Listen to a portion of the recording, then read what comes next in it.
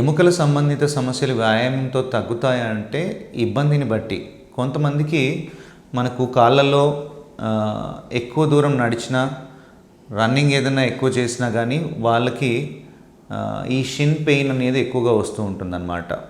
ఈ కాళ్ళలో నొప్పులు ఎక్కువగా వస్తుంటాయి. దాన్నే షిన్ స్ప్లింట్స్ లేకపోతే మైక్రో ఫ్రాక్చర్స్ అంటాం. సో ఈ షిన్ స్ప్లింట్స్ ఉన్న వాళ్ళకి ఎక్కువగా స్ట్రెయిన్ అయినప్పుడు డెఫినెట్గా నొప్పి ఎక్కువగా అవుతుంది. సో వాళ్ళు ఎక్కువగా వ్యాయామం చేయడం ఇదంతా చేస్తే కనుక నొప్పి పెరుగుతూ ఉంటుంది. వీళ్ళు ఏం చేయాలంటే వాళ్ళు ఏ ఇంటెన్సిటీ ఎక్కువ ఎంత వర్క్ చేస్తే వాళ్ళకి నొప్పి వస్తుందో దానికన్నా కొంచెం తక్కువ ఇంటెన్సిటీతో చేస్తూ రెగ్యులర్ యాక్టివిటీ చేస్తుంటేనే ఆ బోన్ అనేది హీల్ అవుతుంటుంది అన్నమాట. సో ఇలా కాకుండా మిగతా బోన్ పెయిన్స్ కానీ మజిల్ పెయిన్స్ కానీ ఇవన్నీ డెఫినెట్గా 40 years పైబడిన వాళ్ళకి మజిల్ మాస్ తగ్గుతూ ఉంటుంది. కాబట్టి స్ట్రెంథనింగ్ ఎక్సర్సైజెస్ రెగ్యులర్గా చేస్తూ ఉంటేనే బోన్ స్ట్రెంత్ కానీ మజిల్ స్ట్రెంత్ కానీ మెయింటైన్ అవుతూ ఉంటుంది. దానివల్ల నొప్పులు పెరగకుండా ఉండడానికి అవకాశం ఉంటుంది.